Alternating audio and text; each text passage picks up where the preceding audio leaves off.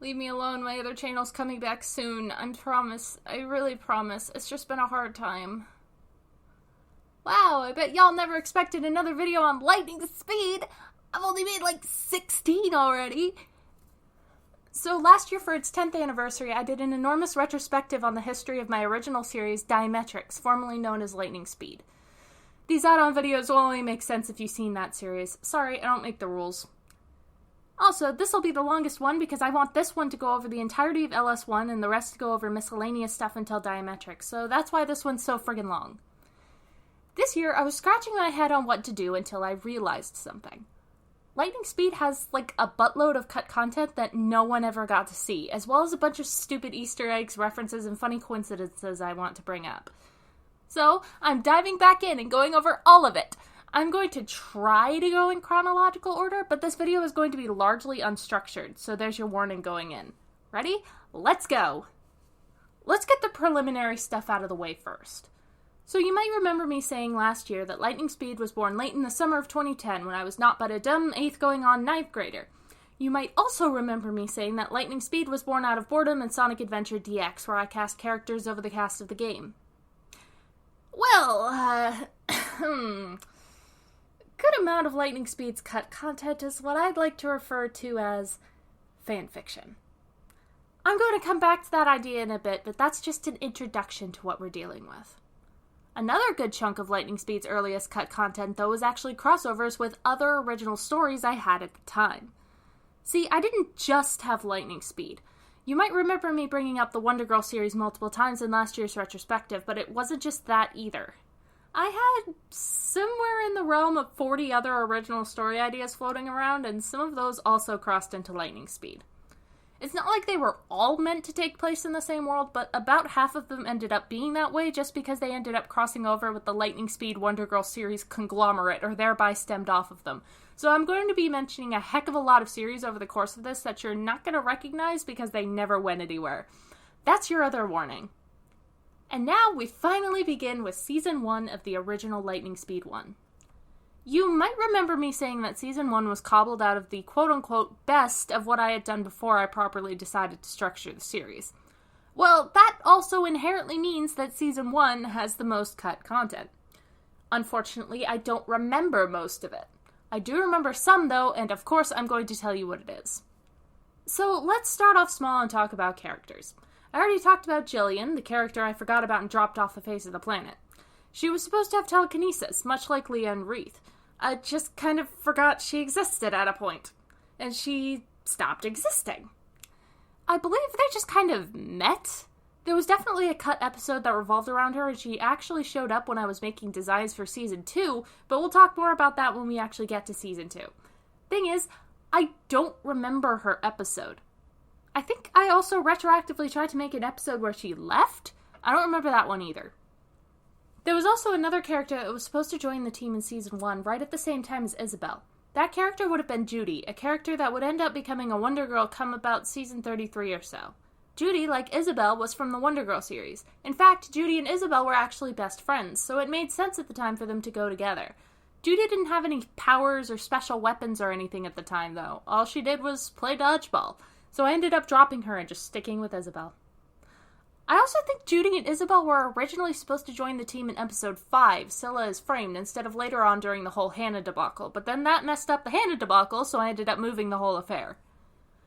Finally, I want to mention that Rita is actually originally from another series, an unnamed one about superheroes that got thrown out the window and 3 of the characters recycled. Keep an eye on that thought. If only I'd stuck with that philosophy. Let's talk about the episodes. That peaked Mike so bad. Episode 1 didn't originally exist. I think I briefly mentioned that it was written after most of the other Season 1 episodes, but what I didn't mention is that, ironically, it wasn't properly given an actual plot until 2011, a full year after it should have been conceptualized. Why did it take so long? I don't know. What ended up being the catalyst? Was it me posting the story on DeviantArt? Close, but no. It was me posting it on the Nickelodeon.com message boards. That's at least half the reason why it ended up the way it did, in fact. At least that's half the reason why it's so dang short. Also, the scene with the gun was actually added in later. That's because Nickelodeon.com wouldn't let me have a gun in my story, and to this day, that still cracks me up. Anyway, the story gained no traction on Nickelodeon.com. Surprise, surprise. This is not the only time we're going to be mentioning Nickelodeon.com, though. I bet you're shocked. There was also a second version written, I believe, pretty late into LS1's run. It was never made public because, surprise, surprise, it was never finished, but it elaborated on a few further things that also ended up making it into LS2 later, such as why Virtuala exists and where Jake's bizarre last name came from. It also elaborated on how Jake discovered his powers at 5 years old when a ball bounced into the street and he almost got hit by a truck or something. A lot of this version of the story actually ended up making it into the LS2 version, though, right down to the origin stories for Scylla, Mandy, Rose, and Naomi. It's when it gets to the bank that it differs. In this version of the story, Naomi's dad is trapped inside the bank, which is hilarious considering that when Naomi is later revealed to be a villain, it's also revealed that she fully orchestrated the events of this episode. Jake only gets involved in this because it's explained that the Wonder Girls are too busy with the Villains League. The police officer also lets them into the bank, unlike in the LS2 version. Funny enough, though, it still had the plot point where they ended up failing to actually defeat Eve and her thugs and were taken out. That's fun. I actually genuinely have no idea when this was written, to tell the truth. Part of me wants to say this was either extremely late into LS1's run or even a prototype for LS2, but I really don't know for sure. Anyway, that's episode 1. Fun. Episode 2, like I mentioned last year, was the real first episode, and the Lightning Speed team was just written to be a slightly better pilot. That also means that Eve was conceived after Iolana, so Iolana came first. There's another fun fact for you. Now, I actually did write about half of this episode, and by half, I actually mean like 4 paragraphs. They went to the jungle on a whim with no real motivation, and then Jake gets separated from the others when he runs smack into a tree. Yes, this is real. I also do want to mention one other thing about episode 2. At one point, I made a group dedicated to lightning speed on DeviantArt. Occasionally, I'd hold contests with really pathetic prizes, but one of the things I did was start a project where I asked other people to write my stories for me. Yeah, that's really what it was. I was a lazy frick and just asked people to do my work for me. I'm still kind of ashamed of that. Because of that, though, there actually ended up being 2 alternate versions of 2 different stories floating around. One of them was Nias' debut way ahead in Season 13, a version that I sadly have absolutely no recollection of because it doesn't exist anymore. The other, though, was this episode.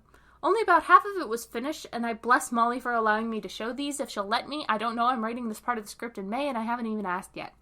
Basically, the catalyst for Jake bringing the team to the jungle in this version was because he caught them watching Sonic X, which still slays me to this day.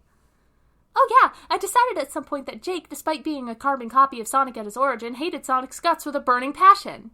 Hi everyone that followed me back then. I'd like to announce that that's not a thing anymore, but it doesn't make the Sonic X joke any less hilarious to me. I love it. Episode 4 originally took place in Super Mario Galaxy. Like, they went to space, and that's where everything took place. I was dumb, and I don't remember why I did it. In episode 5, when Mandy gets shot by Dahlia, the injury actually stuck around for a while originally. Why is this? So it could be a major plot point in a scrapped episode. Let's talk about that, shall we? So this scrapped episode we're going to be talking about was another one of my crappy original story crossovers I was talking about earlier. The story in question, one called Bunny Agent, a blatant ripoff of the Perry the Platypus segments from the Phineas and Ferb series, except they were edgier. The story centered around 5 pets that made up a secret agent squadron, those being Bunny, Birdie, Froggy, Foxy, and SQ, switching up the name formula at the last second. At least 2 of these pets shouldn't be pets, but whatever. The agency they were in was run by a chipmunk named Mr. Monk, as well as maintained by weapons expert Q-Pine and scientist Professor Hummingbird. They all lived in random neighborhood number 47 in some unspecified place. The gist of the crossover goes as follows. The Lightning Speed team ends up in random neighborhood number 47 in some unspecified place with no explanation at all. Mr. Monk, who ends up secretly being a villain because of course why not, tells the animal agents to go capture the Lightning Speed team because they're bad guys or something. They get out of the situation with Gabe's help somehow, don't ask me, I'm just going off a summary I wrote 10 years ago, and then they decide they're gonna go after the agents themselves because something insert justification here. Oh, I should also mention that the structure of Season 1 hadn't been decided at this point, and that's why Gabe's here before he really should be. Isabel's here too. Remember that. They manage to get to the base, and they're immediately trapped by Mr. Monk, who just straight up locks down the base with everyone in it. Monk then threatens the lightning speed team with a laser device, whatever. The agents are kind of getting suspicious at this point, especially when Mandy straight up passes out because Monk won't let Rita treat her Dahlia laser wound.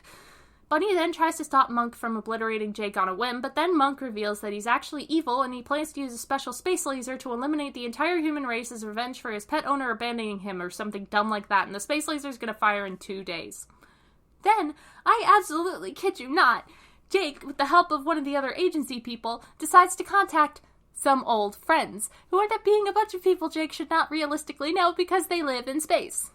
They're from yet another old dumb series that revolved around a bunch of space heroes or something. The only reason I can even think to justify this is that one of the characters from that series, Morgan, is another migrant from that unnamed superhero series that Rita was part of. Unfortunately, the space heroes get captured, the laser's about to go off, and then I just stopped writing. I do, however, remember that it was actually Isabel that ended up defusing the whole thing. I don't remember how Isabel defused everything, but Monk died in the end and the other agency people just took over the agency. So there we go! Happy ending! Episode 9 is an episode I want to talk about because in its original form, it was one of those fanfictions I was talking about at the very start. Yeah, you know that random wizard? That wizard was actually Saruman from Lord of the Rings. That is not a joke. That was real. Nothing else about the episode ended up changing when Saruman was relegated to random wizard, though. Everything else was pretty much the same. It's just Saruman was there for no reason. Wonderful. Also, there was a scrapped episode before this where Jake was in Middle-earth for a hot minute. There's one for you. I watched Lord of the Rings like one time, and that was what I decided to do with my time. End me. Anyway, we then come to the finale. Yeah, that one with the dark evil and Brenda and that random little girl that sends Jake to the real world.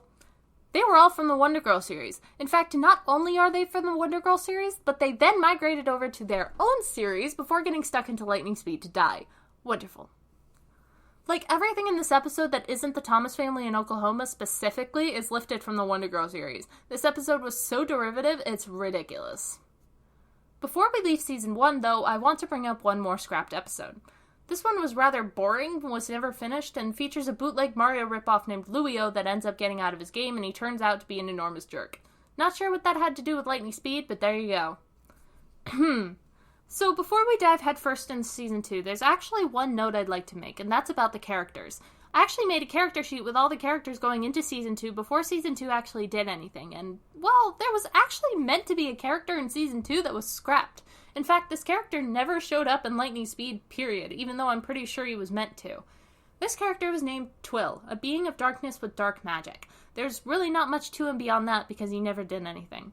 Shame. So, Season 2. Season 2, Episode 1, the Lightning Speed Apprentice program, actually had a couple more new characters in it than just Marley. These were Deborah and Anthony. They were meant to be recurring all the way into the Gwileth saga, where they were supposed to go to Ilia with the team that was in the superhero college, but nothing really came of them, so they were never mentioned and ended up being forgotten about. One thing I forgot to mention about the secret identities that came about in Episode 4 is that everyone ended up having one, and they all had really stupid names. We had gems like Rose Petal, Iron Fist, Gadget Girl, and Flowing Azure, before they just devolved into lazy, uncreative names like The Fire Breather, The Bully, and The Kid. Like, really, me? Scylla actually had 2 names. In Seasons 2 and 3, she was known as Eye in the Sky. After her revival in Season 9, though, her name was Angel Anthem, which was the basis for her angel name in LS2, Anthem. The more you know. These alternate identities lasted all the way into the Sydney era, her secret identity name being Silver Lightning to match Jake's Black Lightning. Wreath never had one of these identities, though, nor did Aaron or Ray. Everyone else that had ever been on the team before Wreath did have one, though. Another thing about Episode 4. Remember that girl named Celeste that was in the desert place that I said was never important again? Celeste was from the Wonder Girl series, but she also ended up being another Jillian situation. Celeste was actually supposed to join the team in this episode. Not only that, but she was slated to appear all the way through at least Season 4. At some point, though, I just forgot she was on the team, much like Jillian. Ironic part? Celeste had the exact same superpowers as Jillian. Third time ended up being the charm for telekinetics on the Lightning Speed team, although not for the reason you'd think.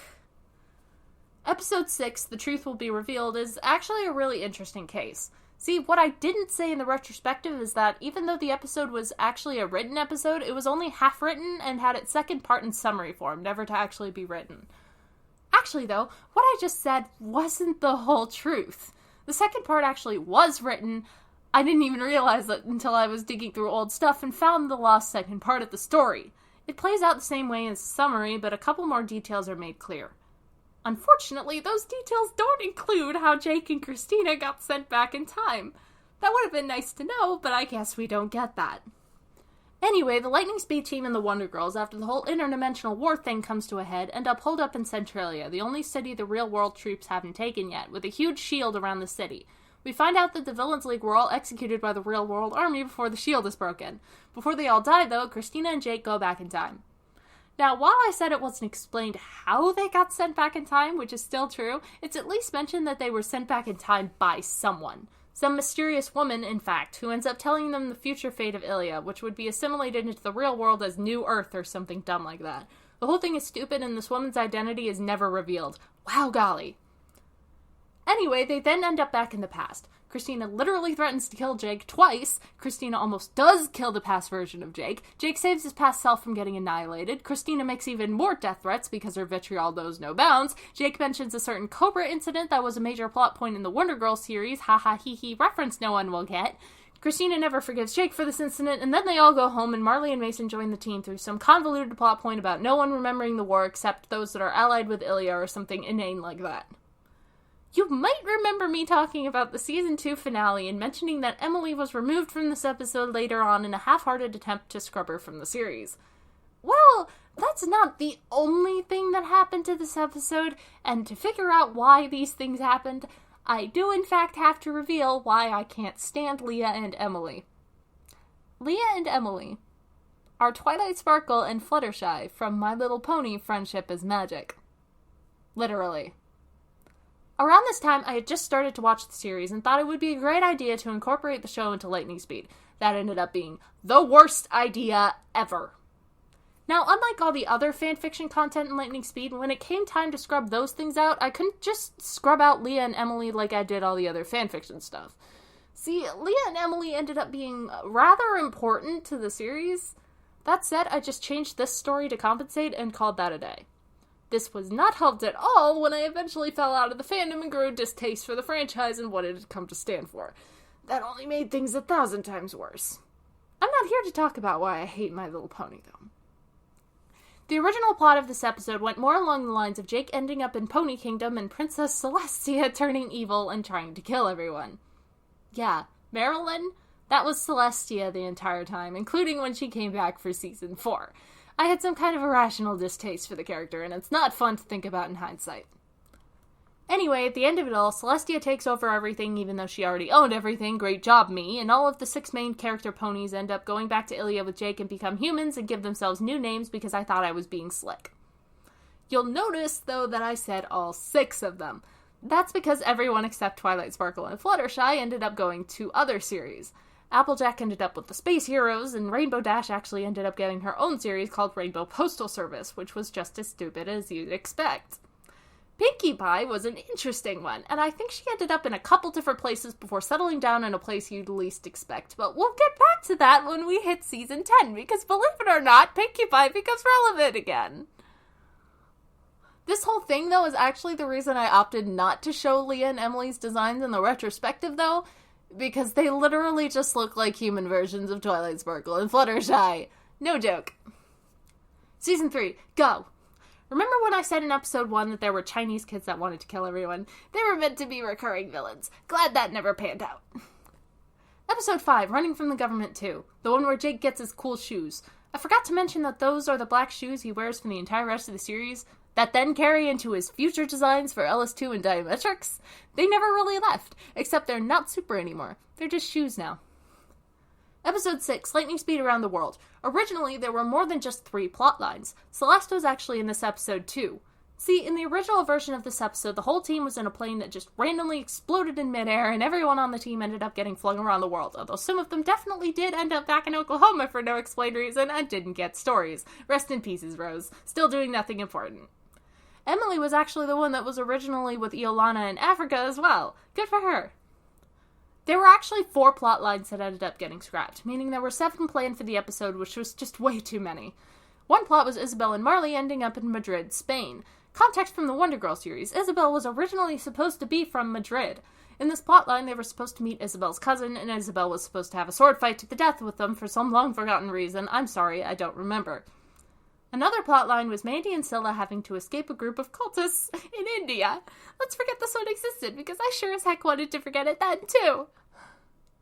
The one Celeste was in was also the one Rita was originally in before she was moved over to Iolana's plot. Celeste and Rita were in the deserts of Egypt with a group of nomads before being ambushed by Amital, who was just there for some reason. Then we come to the absolute most unfortunate one. The one where Timothy and the flight attendant from the plane that exploded ended up in Russia and essentially had to stop Russia from nuking the United States. Oh boy. I really hate that one. Please forgive me. In the finale, the one where Scylla dies, I mentioned that the Wonder Girl kept changing depending on when I told the story, and that eventually it was retconned to Lola late in the series. Well, originally it was Lilac, the one that ended up being part of the Jewel Heart backstory. Lola's her older sister, by the by. For the longest time, though, the Wonder Girl in the story was actually Christina. What a twist. There was also a scrapped episode in Season 3. Unfortunately, my episode document is not helping me figure out what it is. That's because, instead of just writing down what the episode was like a normal person, I decided that writing them in acronyms was a great idea. That means that this episode, CASCC, is lost to time, probably specifically because I forgot what the acronym meant. Splendid. It was supposed to be right before the finale, too. Moving on. Season 4, Episode 1, the one with the mouse people. Emily was originally in this episode, too, before the scrub. Episode 4, the one with the tornado. It had a short comic that went with it that actually had a newspaper article at the end that explained what totally didn't happen to Dubose because the town ended up being totally fine. That's because I totally forgot to make the damage actually matter. Anyway, both of the town's high schools were destroyed and were slated to meet together at any place that would allow them to continue regular classes, even with limited materials. And also a bunch of homes were destroyed and all those people would be congregating at the local community center. Frankly, I wish I had actually implemented some of this, though I doubt I would have done it correctly. Oh, also, Emily was in this episode too! She was actually a major plot device as well, as she was able to help Jake stop the tornadoes. Good for her, I guess. Episodes 5 and 6, the ones with Marilyn, just want to reiterate that this is still Celestia. There you go.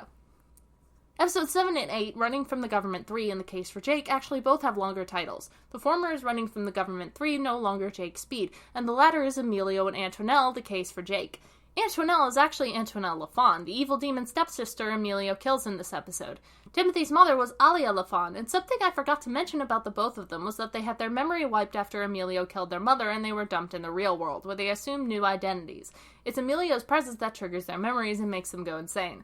That was the thing I forgot to mention the first time around. Doesn't make them any less stupid, though. We're going to jump straight from here to Season 5's finale, Jake Speed's Haunted Hotel of Doom.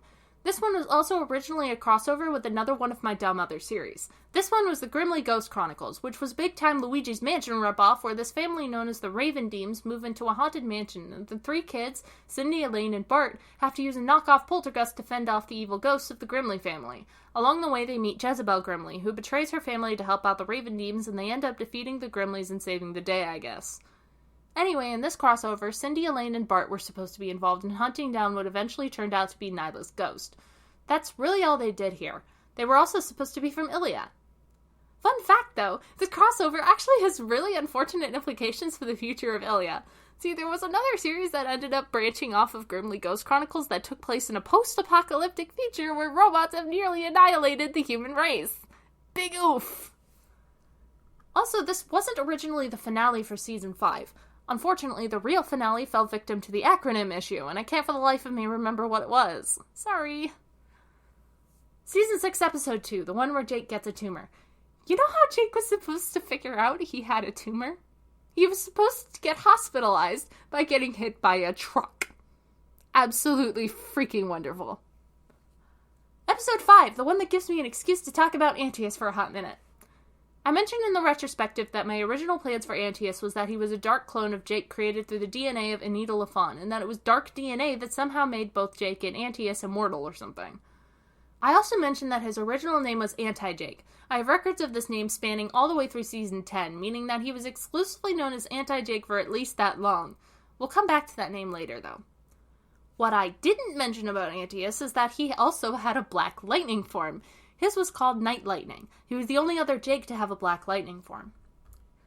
Episode 6, Running from the Government 4. The only reason I'm bringing this one up is because, and you'll never believe this, but this was the episode that when I was trying to fix it in that intermediary stage between LS1 and LS2, made me realize that LS1 didn't at all work, and I'd have to reboot the entire series to get it the way I wanted. My revisions in that period had actually started with Season 6, and this was the point I caved to the reboot. That's the only reason I remember this episode exists. Thank you for making me reboot Lightning Speed Running from the Government 4. I deeply appreciate it. Halt! Before we leave Season 6, there's one more important bit of business regarding scrapped content that needs to be addressed. You see, Season 6 is where the fanfiction ramped up to 11. Let's talk about Gabe, Aspero, Rita, and a Dimensional Dilemma. There were 2 parts I remember to this Dimensional Dilemma horror show, and thusly 2 crossover parts. The first I remember less, and probably would have scrapped anyway had this episode stayed, and that was the soft Toy Story crossover. Soft meaning it wasn't actually a crossover, it just played with the same rules. Whatever, fine. The second one, though, is much more important. That was the one that crossed into Pokemon Black and White. Now, this is not the same as the Pokemon AU I've mentioned offhandedly in a couple of places. I'll talk about the Pokemon AU later. This, though, is completely different.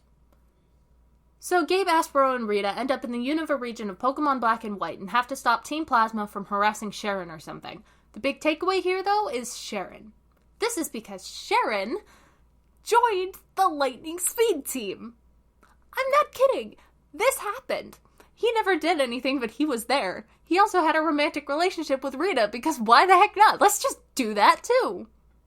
Sharon's brief existence in Lightning Speed was an absolute enigma, and I cannot describe to you how bizarre it is for me to look back on it.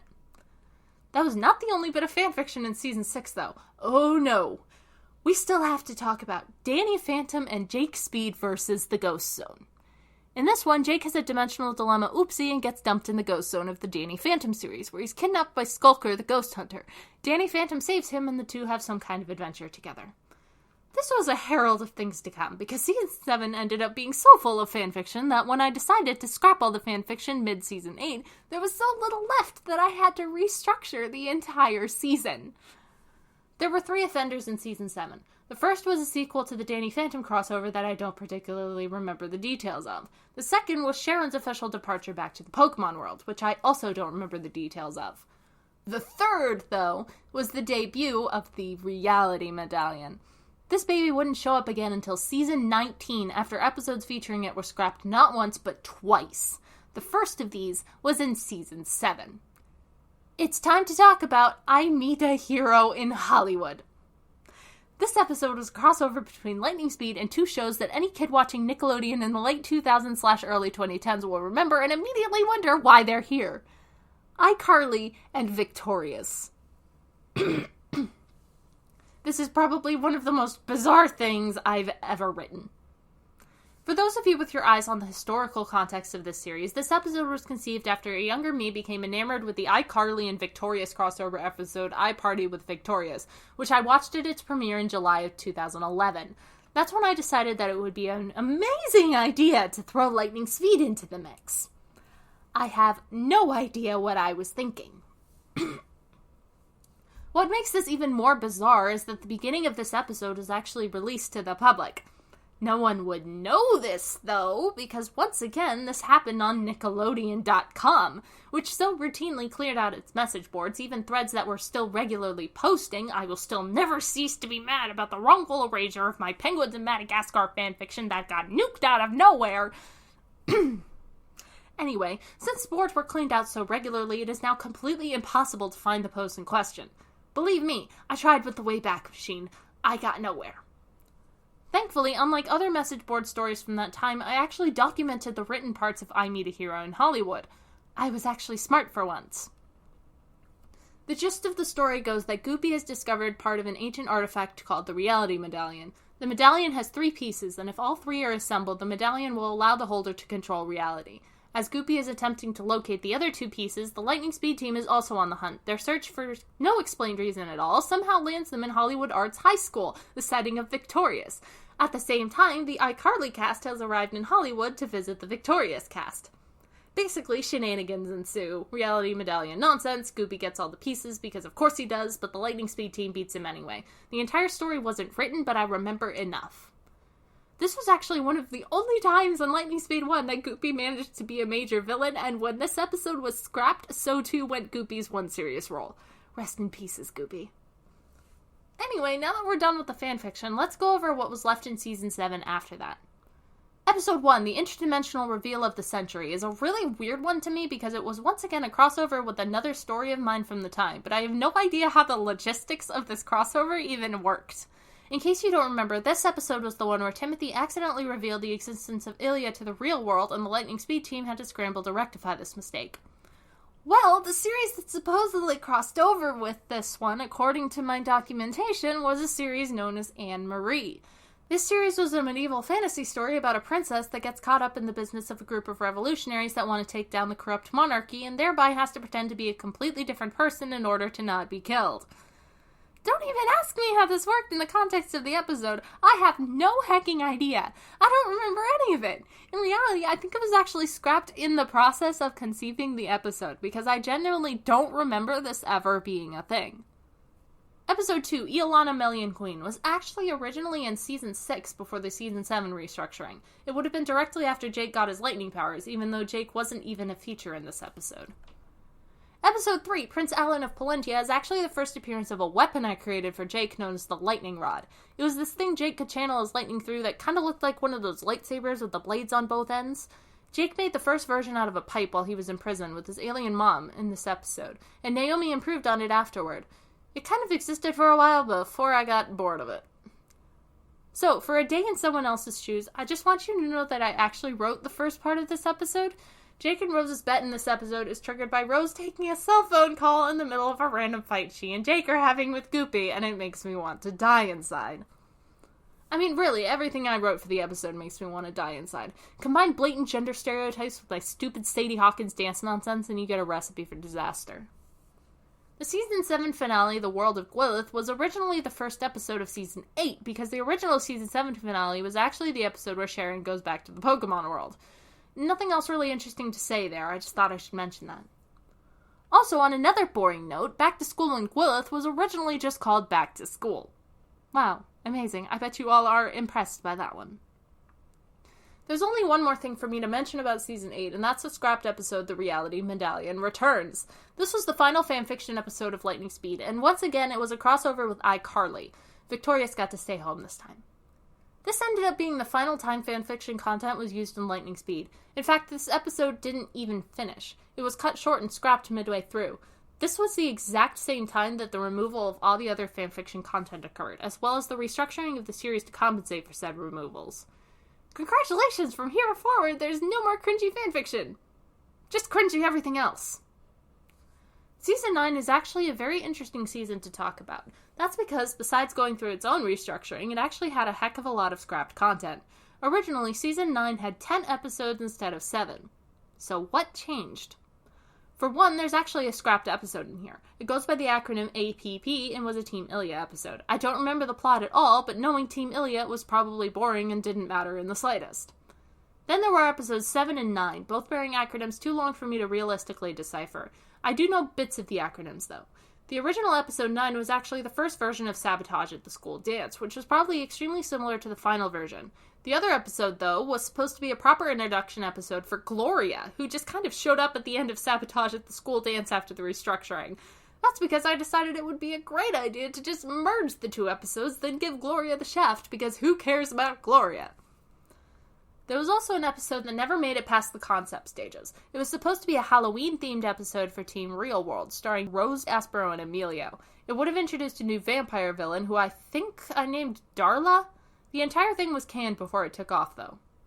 There's one more scrapped episode, though, and it's actually the most egregious scrapped episode in the entire series. In fact, it's so notable, I actually mentioned it in last year's retrospective.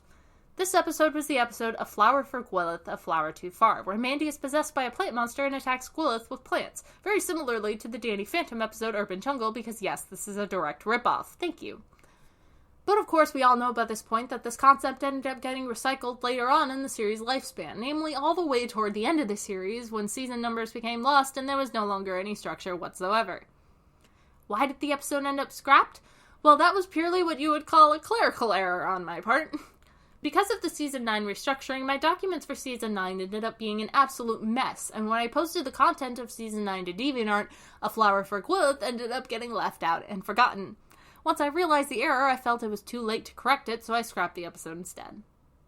There were also a lot of episode name changes this season. The FBI Returns was originally running from the Government 6, Return of the FBI. Chaotic Dreams had a longer title I can't discern the acronym for, as well as an exclamation point for emphasis. And Jake Speed's Incredible Adventure Through Time 2 also had a longer title that I once again can't decipher the acronym for. Final note for Season 9, the unfinished draft for Jake Speed's Incredible Adventure Through Time ends with Petal pulling a knife on Jake and Jake responding with the words, "Darn it!" which I just found funny. There you go. For Season 10, there were 2 scrapped episodes. The first one was actually, of all things, a Christmas episode. Because why not? The plot, Gwyneth doesn't have Christmas. Team Gwyneth decides to bring Christmas to Gwyneth by becoming Christmas superheroes. This one was kind of notable because this was like the one episode Mason actually did anything, being the one to lead the Christmas charge. Also, Mason, Isabel, and Jake got special Christmas-themed secret identities for this episode, although only Jake's was ever named. Jake's was Wreath Ringer, and he had a wreath bazooka. It was the absolute dumbest thing, and it's freaking hilarious. The second scrapped episode was yet another Team Ilya episode I don't remember. Hooray! Then there's Iolana Melian Queen, the Season 10 conclusion to the Iolana saga. It's not on the episode list for Season 10. In fact, it doesn't show up on any of my original episode lists for LS1. I genuinely have no idea how it got into the series, but it's here, I guess. There were tons of changed episode names this season as well. The Demise of King Ruis originally listed the king's full name being the Demise of King Perseus Ruis. A return trip to the Mouse Kingdom was Asperomios and a return trip to the Mouse Kingdom, and Friends or Foes was Jake and Ellie, Friends or Foes. Of course, though, we can't leave Season 10 without talking about a double Alan catastrophe, the introduction of Jade Nickleby. Or, to refer to the episode's original name, a triple Alan catastrophe. Yeah, you thought it was wild Jake had a secret alien sister? He originally had 2. Ladies and gentlemen, I would like to introduce you to the absolute wildest scrapped character in Lightning Speed history, Jessica Allen. A triple Allen catastrophe started out the exact same as its actualized counterpart, right up until where a double Allen catastrophe would have ended. It would have been then that Jake and Jade's alien mother would have revealed the existence of their other sibling, Jessica. Jake and Jade team up to find Jessica, only to find out she's an evil dictator on some other alien planet. She really takes after her father, doesn't she? Anyway, Jake and Jade try to talk Jessica out of being evil, but Jessica doesn't want to stop being evil, and nothing is accomplished, and Jessica just keeps being evil. It's an anticlimactic ending, and I just decided that I really didn't care for Jessica. Now, after talking about Jessica, it might seem like going back to talking about Jade would be far less interesting, but Jade is actually straight up one of the most interesting LS1 characters to talk about. Jade Nickleby had one of the absolute biggest character retcons in the history of LS1, and it actually stretched beyond the bounds of Lightning Speed entirely. You might remember how I said this at the end of the segment on Double Allen Catastrophe in last year's retrospective. Now, the end of this episode is kind of ambiguous. One version says that Jade repented of her assassin ways and tried to help people from then on, but the version that's actually canon to the series says Jade just shrugged and left and never changed. That's the good version.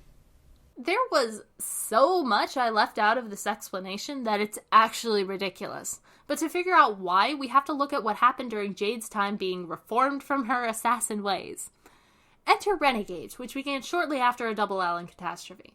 This, boys and girls, was Jade Nickleby's own entire series. That's right, Jade had her own series. It gets even more bizarre, though, because her supporting cast were an Earthbender that got transferred from the Wonder Girl series, and Pinkie Pie. I told you Pinkie Pie would be relevant again. I bet none of you guessed she'd be hanging out with Jade, though. The gist of this series from the only partially written first episode, Renegade, was that after the events of the Double Allen catastrophe, Jade went back to her home planet, Aurelia. She pretended to continue being an assassin, but unbeknownst to her clients, she would work with her adoptive grandfather, Nigel Nickleby, to send her targets to other planets to escape harm instead of killing them. Well, at the start of this series, Jade receives a job from a frequent client, Crazy Louie, to kill none other than Pinkie Pie. No, there's no explanation for why she's here. Why are you even surprised? Louis finds out about this, though, forcing Jade to escape with Pinkie Pie into space. From there, the series, I guess it happened. There's absolutely no documentation of the entire rest of the series, including how they met the third member of their group, and I don't remember anything else that happened. They just kind of traveled through space. Here's a fact about me. I don't like space operas. That's probably why this got canned. Basically, though, this is what Jade was doing between now and her next appearance in Lightning Speed. Welcome back to Jade. Season 11 is entirely unremarkable as far as cut content goes, although if you ask me, I should have scrapped everything in Season 11 while I had the chance. Then we have Season 12, where we have another scrapped episode.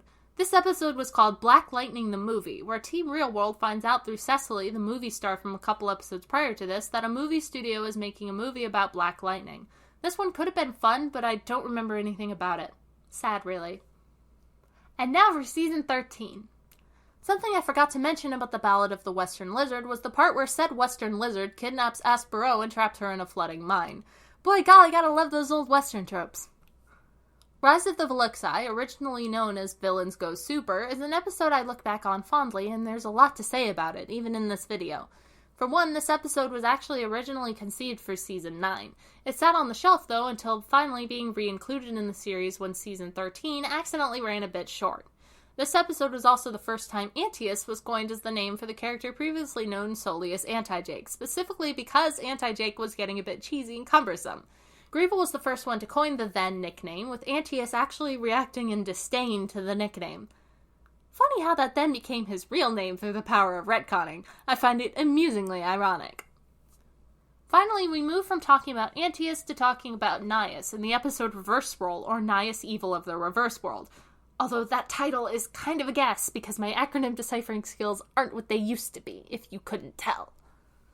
You kind of get a hint of it in this and other early Nias episodes, but Nias was a heckin' bloodthirsty sadist when he was introduced, and this will absolutely come to a head later on when I talk about one very, very specific episode.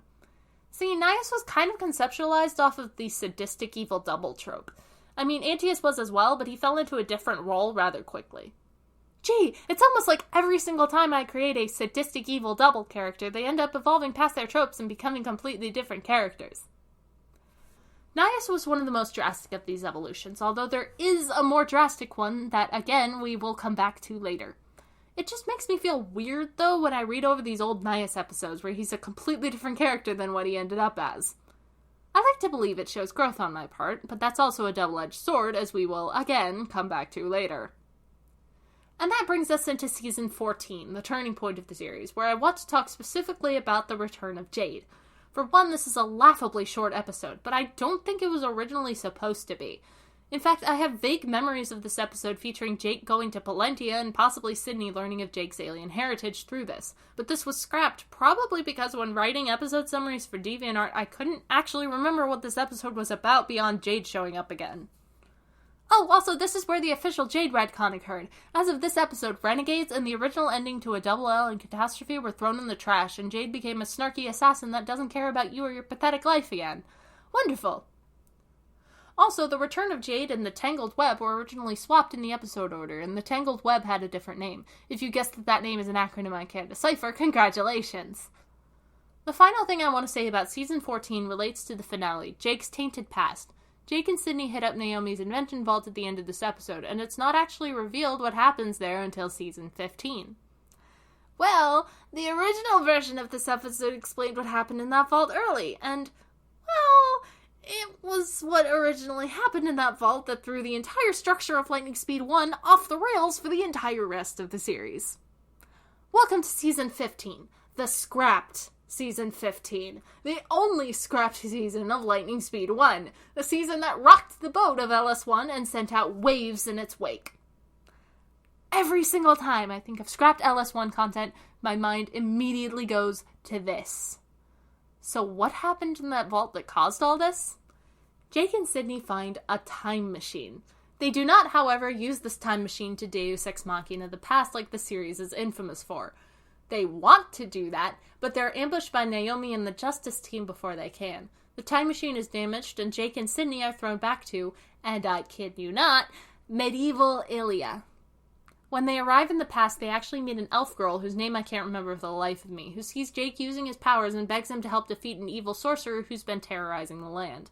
The entire season after this then revolves around Jake and Sydney helping this elf girl fight this sorcerer while they also try to figure out how the heck to get home. The problem? I was having so many hecking problems figuring out the logistics of this season, even in a series as logically dead as Lightning Speed 1. This season had absolutely no structure, and I couldn't figure out an ending. I probably spent a good month and a half struggling to get this season to work before finally resigning to my fate and throwing it in the trash with a lazy modification to the events of the vault. With that, the season was erased, but the damage it did would never go away. There was a reason Season 14 was the turning point of Lightning Speed, and it wasn't entirely because of the split from the rest of the team. A lot of it was actually because of the scrapped Season 15. After this, a lot of things changed. Those acronyms I had such major trouble deciphering, they were gone. That was because structure was kind of made up on the fly and episodes were no longer named until I threw them into summaries on DeviantArt. In fact, entire seasons would only be put onto the document when I felt like I had a season finished. There were a lot more ideas I had that were just dead on arrival. The one good thing that came of the scrapped Season 15 was that it made me a lot more careful about which ideas I deemed viable. There were still a lot of bad ideas in the series, but I was a lot smarter about when to let things go. Oh, also, prior to this, there were two defining structural aspects of the series that hadn't changed. One of these things was the fact that Jake would receive a new outfit every season. After being completely unable to come up with an outfit for the scrapped Season 15, though, I think something happened in my brain.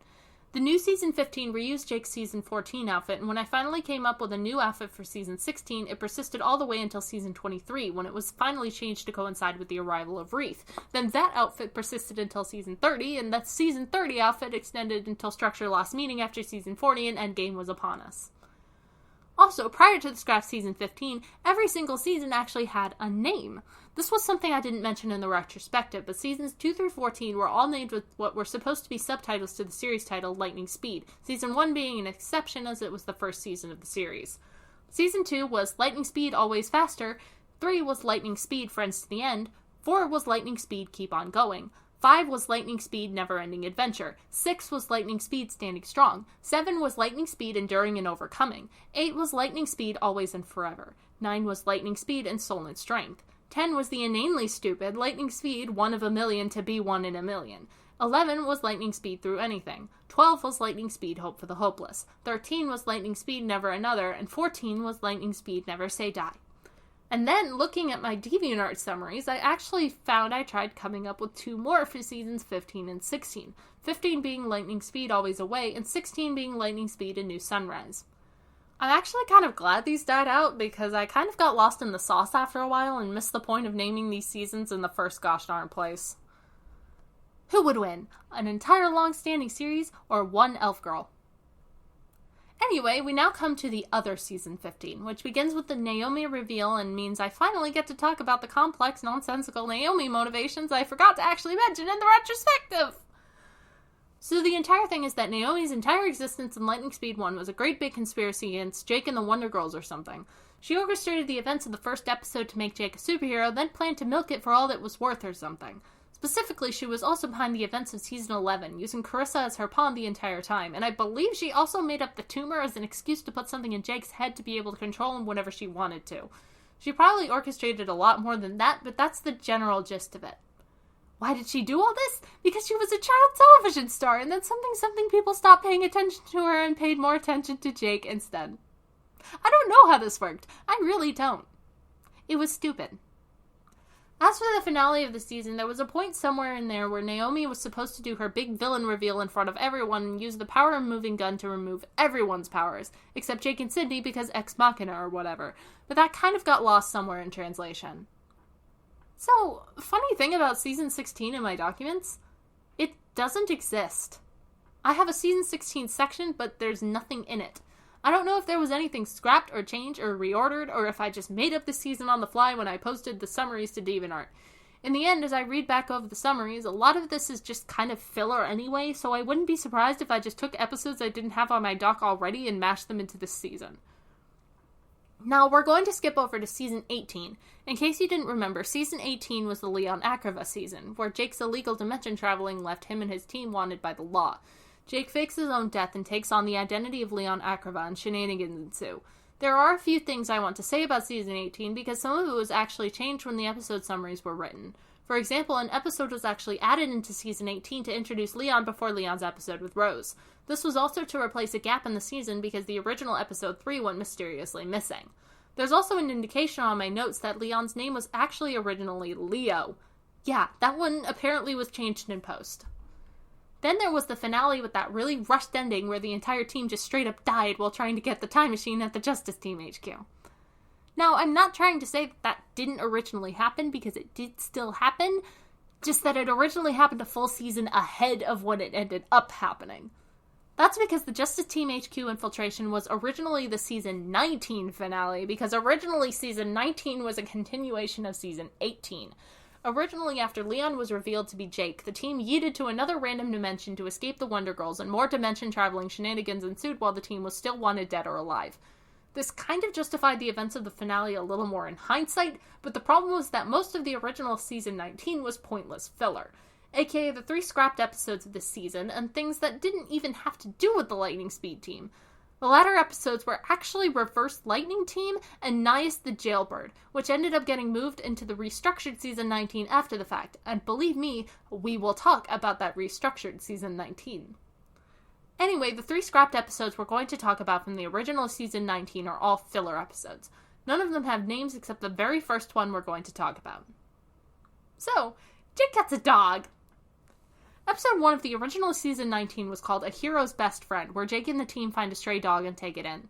Then everything changed when Antius and Nias attacked. Yeah, I'll leave this web address on the screen and let you come to your own conclusion as to the fate of this dog. Moving on from that depressing note, let's talk about the original Episode 4, known simply as Virtual Reality in my notes. In this one, Jake and the team find themselves in a world where all of its inhabitants live solely in the realm of a virtual reality video game, and the team tries to help them get out of that or something. Then there was the original Episode 3. You remember that one scrapped episode way back in Season 6 where I said half of it was a soft crossover with Toy Story using only the concept of toys that come to life when their owners aren't looking? Yeah, this scrapped episode did the exact same thing. I'm so original, aren't I? Using the same concept twice only to scrap it both hecking times. Isn't that amazing? Surprisingly, Season 19 wasn't actually broken down and restructured until way later in the series' lifespan. And when I say later, I mean after Season 25 later. Or at least what was originally Season 25. After the Season 19 restructuring, every season after this up to what became Season 24 but was originally Season 25 was shoved back a season. So there's a lot of renumbered seasons on my document, and that's on top of another similar situation that happens down the line. Basically, my document becomes a great big pile of spaghetti from here on out. Now, the original Season 20 that became the restructured Season 19 went the Reverse Eaters finale, Mandy in Wonderland, Nightfire, the Reality Medallion, the one that happens after Nightfire, not the iCarly Victorious crossover, some missing episode, and then finally Return to RW. When the Reverse Lightning Team and Nias the Jailbird had to be moved into this season, though, things had to change, and I actually didn't decide the details of the episode order for this season until the DeviantArt summaries. I eventually decided to put the moved episodes first, separating them with Mandy in Wonderland, then doing the Reverse Eaters finale and the rest of the season from there. So yeah, while the original version of the season already had little to do with Jake and the Lightning Speed team, the restructured version made the problem 100 times worse. This was essentially the Nias and Antius season. And as you know, this is where the era of the DeviantArt episode summaries ends, and memory becomes pretty much my only connector to the workings of this series. Almost every season going forward is played pretty much straight because I never did anything with them after conceptualizing them and throwing them into my document. There are still a few more things worth mentioning though, so I'm going to throw them out there in chronological order. First of these things is Nightmare's introduction in Season 22. This is because the original version of this episode was vastly different from what the episode ended up being. In fact, Jackie wasn't even in the original version of this episode, and there was no wedding. The original version started with Nightmare capturing Jake, Antius, and Nias and bringing them to his place to give them poison hot chocolate and tell them that he's their secret dark side that's more evil than anything ever. Except this time, instead of that being a lie, that's actually the whole and complete truth. That's right, Nightmare originally was actually that. This leads into Nightmare trapping Jake, Antius, and Nias in the room, just like in the original episode, and this episode turns into Jake, Antius, and Nias having to work together to escape Nightmare's mansion and take down Nightmare. conceptually this was a much better plot than the rewrite, because in the rewrite, Antaeus and Naias just kind of phased out of existence halfway through the story. But then we get to the resolution to this plot, and this is straight up one of the dumbest things in the history of ever.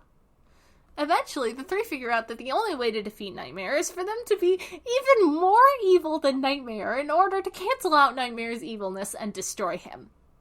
I desperately wish I was making that up. With that, Jake, Antaeus, and Naias set out to do the most evil things they can imagine. Jake is actually really terrible at being evil, and I think he just steals some stuff. I think Antaeus kills a bunch of people or something. It's what I remember of Naias, though, that makes me freaking lose it. And I will myself to say this without breaking down, cackling until I sob. So Naias, still being I don't murder people because that's wrong, Naias, decides that the most evil thing he can think of doing is stealing a lollipop from a baby, then smacking that baby so hard with the lollipop that it freaking perishes. I cannot even what was I freaking high on when I came up with this? Anyway, these things end up being so evil that Nightmare disintegrates and peace is restored. This version of the Nightmare story is forever ingrained in my head solely because of how hilariously ridiculous it is, and I simultaneously enjoy it and despise it. I hate this episode so freaking much. Somewhere down the line, though, Nightmare's identity got a lot hecking shakier until I eventually decided that Nightmare just wasn't going to be related to Jake or any of them at all, and that was even before he became King of the Gremlins. In fact, the revision to his introduction episode was actually supposed to be an entirely separate episode that happened later on in the series, where Nightmare would reveal that he was lying about his identity the entire time, before I decided to append the new episode onto his introduction to completely retcon the old version of the episode. That made the revision of the introduction episode a huge mess that wasn't very well put together, and that's a crying shame. I should probably also mention Red right fast, even though nothing was really changed about his introduction. The only thing to really mention is that at the time I had not decided what the frick Red even was beyond random demon that just appeared, ooh, spooky. In fact, Red was just as underexplained throughout most of the series as I made him out to be in the retrospective. He just kind of exists, and besides his backstory that came much later, there was really no explanation for it, but we'll come back to that backstory later. Anyway, another thing worth mentioning is Season 26, or the original Season 26 at least. This is that other situation that was similar to Season 19 in that it caused a restructuring that changed the numbering of several seasons afterward, all the way up to the original Season 29 turned 28, but this time it's because there were a crap ton of lost episodes. I outlined 6 episodes for the season, but only 2 of them are filled in. One of these is Wonder Girl X, which was pushed into the next season as the first episode without issue. Another one, though, is an episode known solely as Noir. This one is a mystery to me, and I know I couldn't remember what it was about even back then, which is why it got scrapped. The only thing I know, though, was that this episode was most likely about a character from LS1 that I didn't talk much about in the retrospective, Noir. Noir ran a cafe in the Villains League, known as Noirs. If you remember, I mentioned him twice in the retrospective. When the Lombardus stuff started happening and Antaeus and Naias' new Villains League was formed, they worked at the newest iteration of Noirs and Lombardus to earn money to support the new Villains League. Besides that, Noirs was basically a background feature that was a constant favorite hangout of Antaeus's, but never really played any major story role except apparently in this scrapped episode. Then, as I mentioned in the final episode of the retrospective, Noir was absorbed into a character from the Lombardus arc, Chardonnay, to create the character of Arsène Noir, aka Chardonnay, from Diametrics. I'll still never forget the original Noir, though. Rest in pieces, Noir.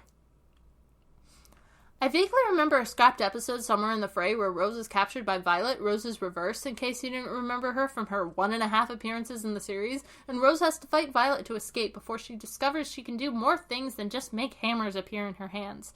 She can make other things appear in her hands, too. Whatever she wants, in fact, but she barely knows how to control it.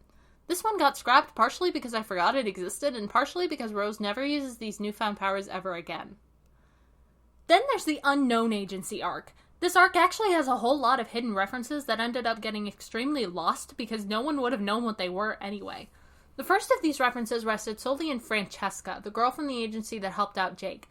Francesca, known by the full name Francesca Baylock, was actually also from the same unnamed superhero story as Rita, and in fact they were best friends in that story. Furthermore, this is the series Francesca was moved to after the unnamed superhero story was canned. That series was known as The Unknowns, and if that sounds exactly like the Unknown Agency arc we're talking about, you'd be absolutely correct. The Unknowns was a series about a group of spies, Natalie, Bianca, and Francesca, who took undercover jobs to save the world. The Unknown Agency arc was a spin on that series that actually turned the premise on its head, the spies being synthetic humans that aren't even real, and the agency actually being evil. The biggest fun fact, though, is Bianca Maylock, created for LS2 and still present in Diametrics, is actually a conglomeration of all three main characters of The Unknowns. She bears Bianca's first name, a spin on Francesca's last name, and the appearance of Natalie. She acts nothing like the characters she's derived from, but she's still the last remaining reference to this dead series. And I have to give a quick mention to Red the Shepherd and his trusty sheep Sheepbert as the final scrapped episode in the entirety of LS1. And that's everything to mention about the main series of LS1. Doesn't mean we're done with LS1, though. What do I mean? Well, come back for the next installment tomorrow, and you'll find out.